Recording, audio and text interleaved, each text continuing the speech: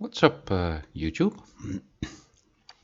Today I'm going to explain something about mob spawning.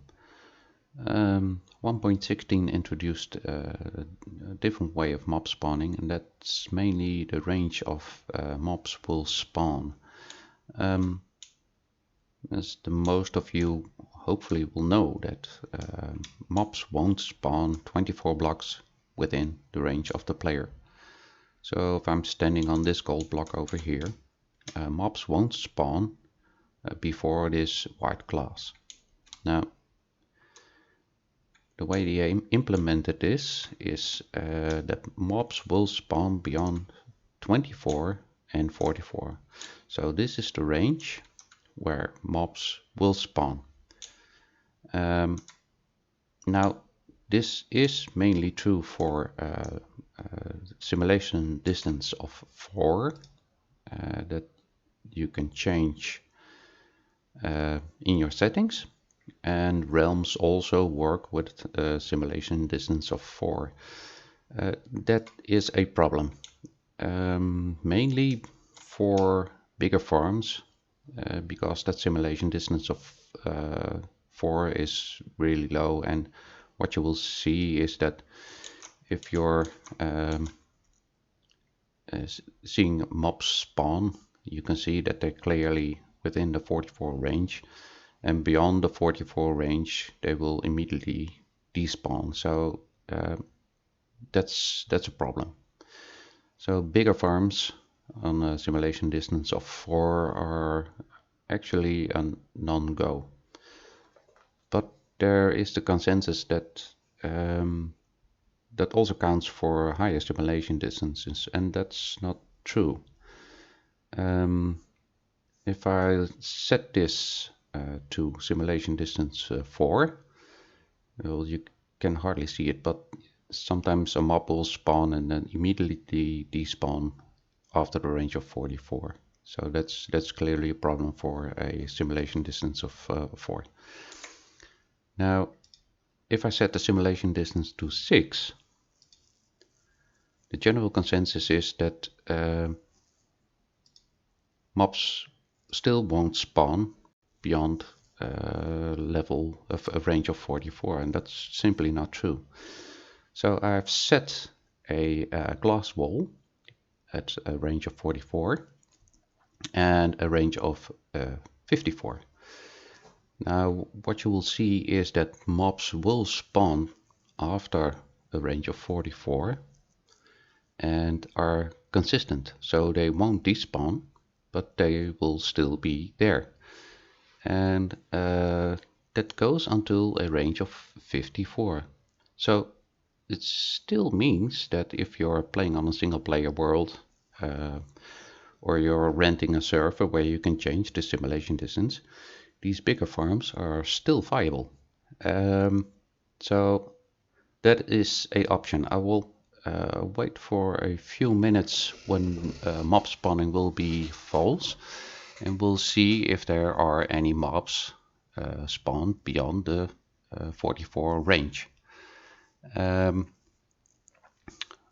Strangely enough, I'll show that in a minute.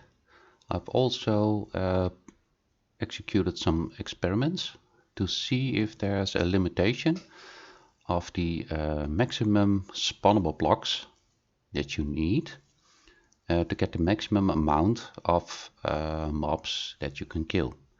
But I will explain that in a minute.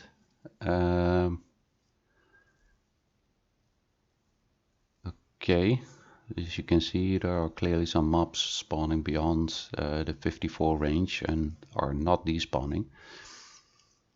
So that means that bigger farms, and even farms where you have dual sites and within a range of a 9 by 9 chunk area, that bigger farms are still possible and viable. Okay, so let's see, game rule to mob spawning false. Okay, So no more mobs can spawn. And as you can see, there are mobs spawning beyond the 44 range. So it's still working. Now we can even check this if I remove this glass wall, so mobs can spawn freely.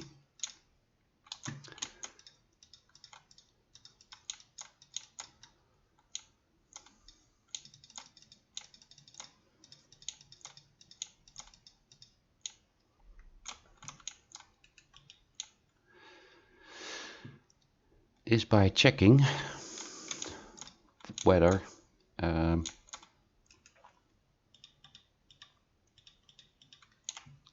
they will spawn. So I will do exactly the same thing. Only change is that if a mob spawns, I will kill them off first. If a mob spawns, then they will place a wool block below them. Then it will copy a similar mob and teleports them over to a glass box over there, and we'll give them a name tag so it won't count to the maximum mobs that Bedrock can place, and that's maximum is 200. And if you name a mob, then they won't count to the maximum mobs that can be spawned. So after that, it's created another mob over there and renamed it. It will kill the mob that is placed over there. So if I'll execute that, what you will see, if I did everything correctly, is that this is a single chunk with 2 layers. So mobs can spawn from surface and cave mobs. There are 2 distinct mobs. You have surface mobs and cave mobs.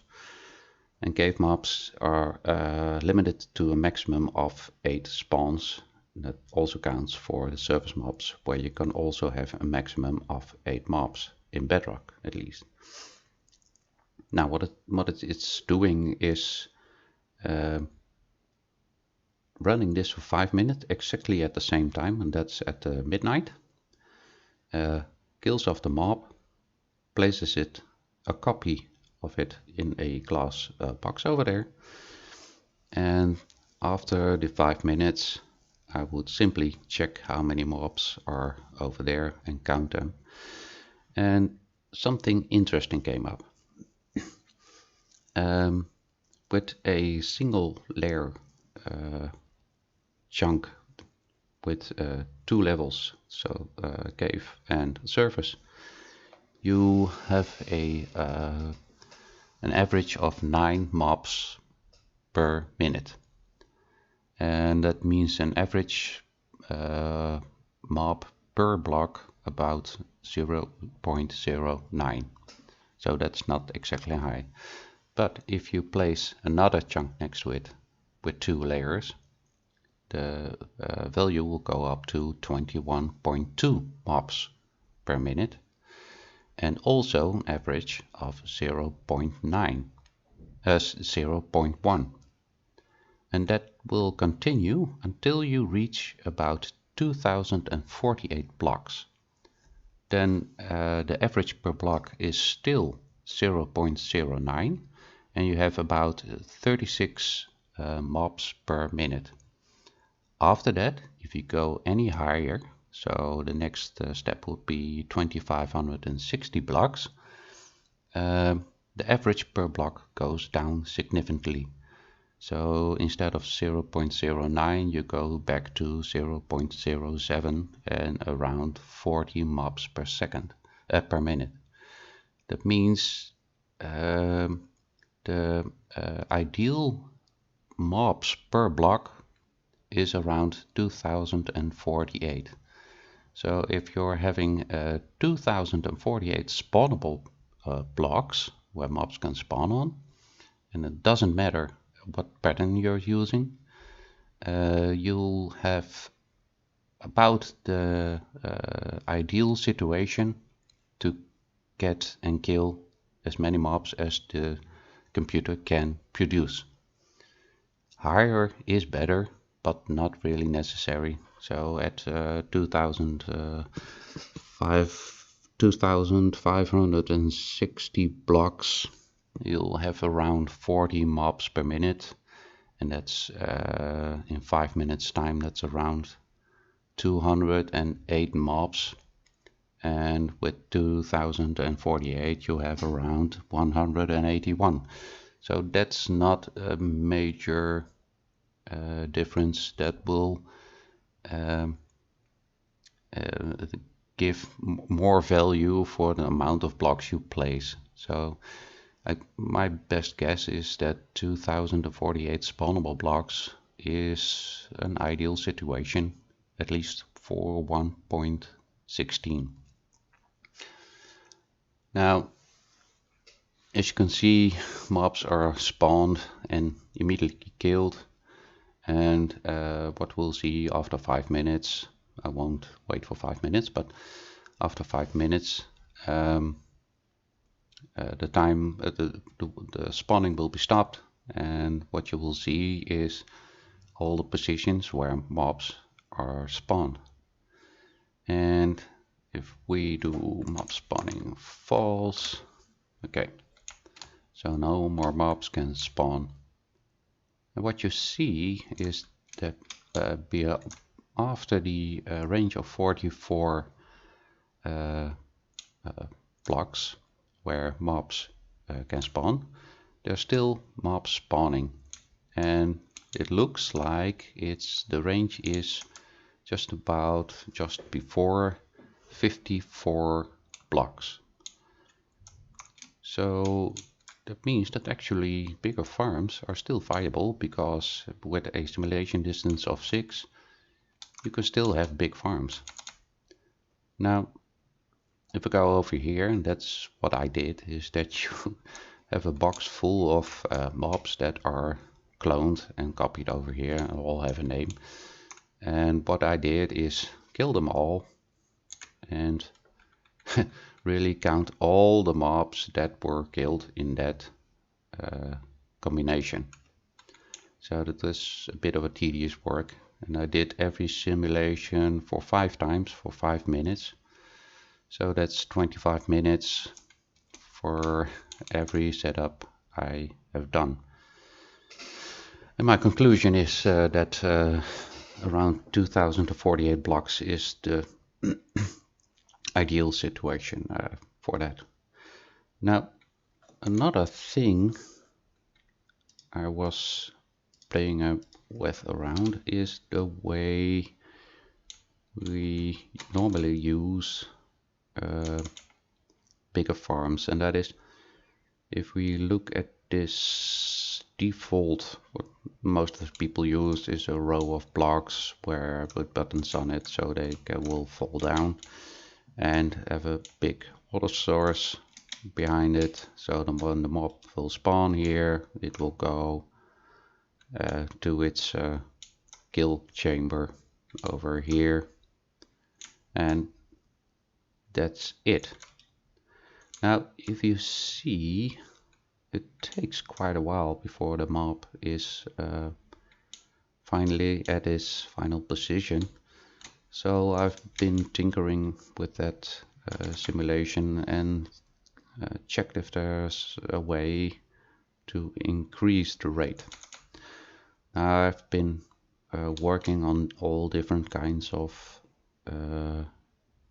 increase to see if anything helps. So I've placed lava blocks. This is a default situation with normal water stream with 8 blocks. I checked if there's a slope that would increase the speed, waves, ice. So I came up with this situation, and that's a mob pusher.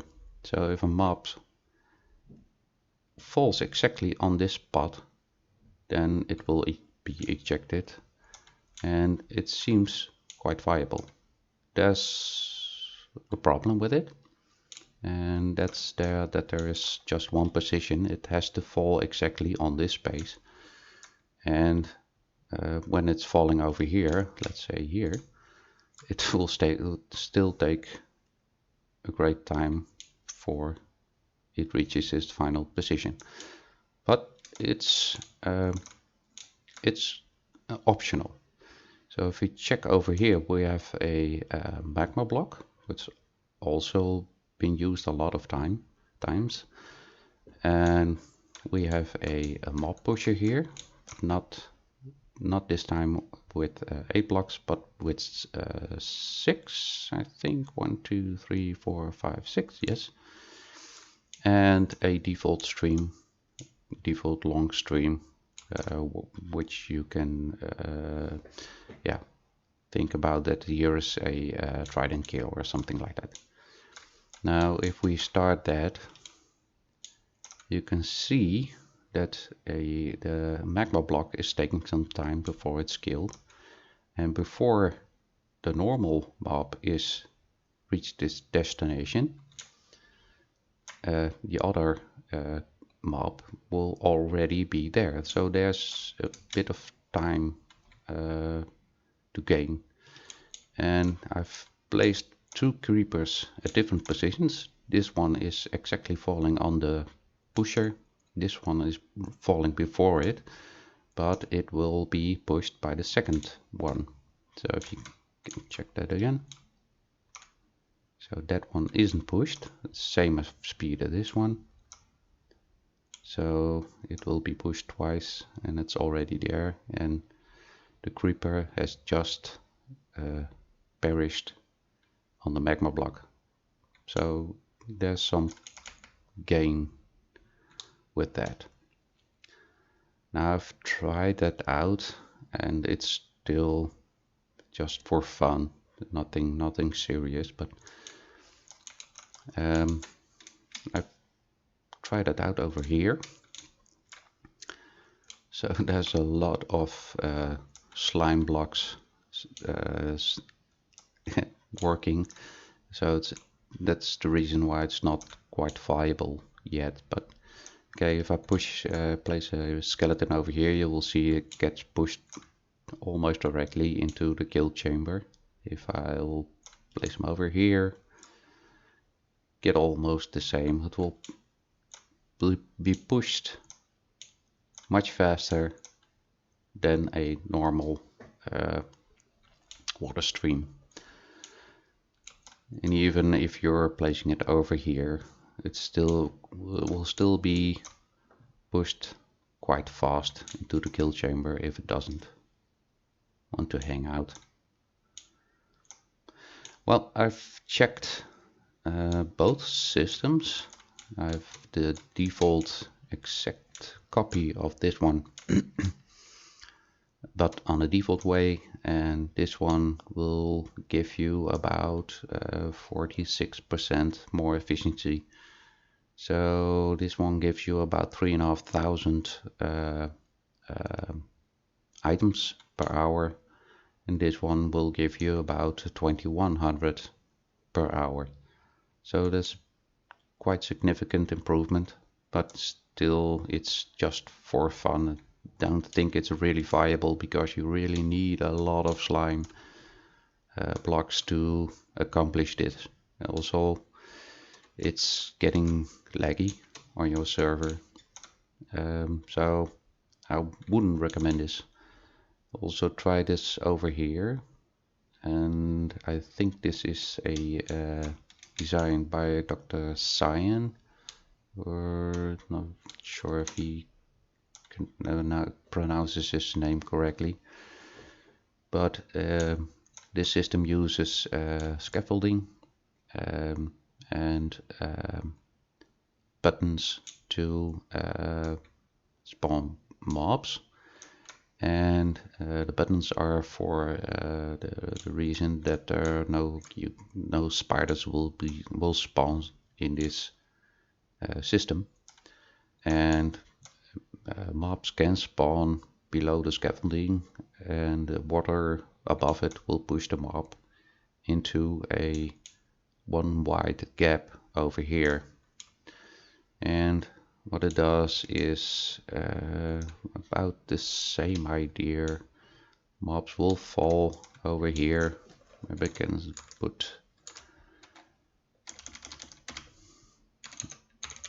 we'll make it a little more visual.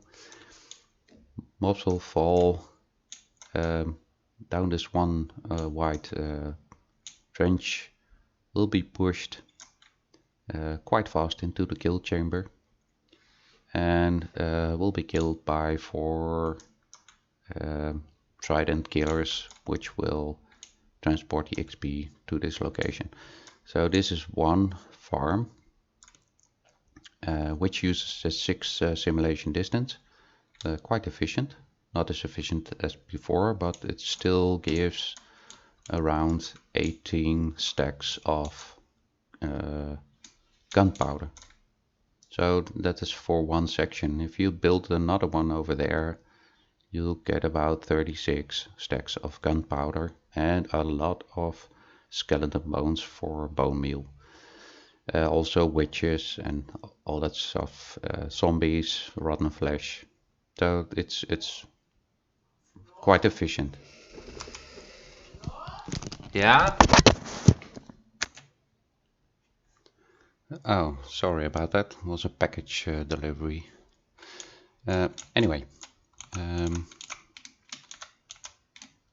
if I'm sitting over here, you can see again that with a simulation distance of 6, mobs are spawning in the second part of this mob spawner, and that means that they spawn way after a range of 44, so it's still very viable. And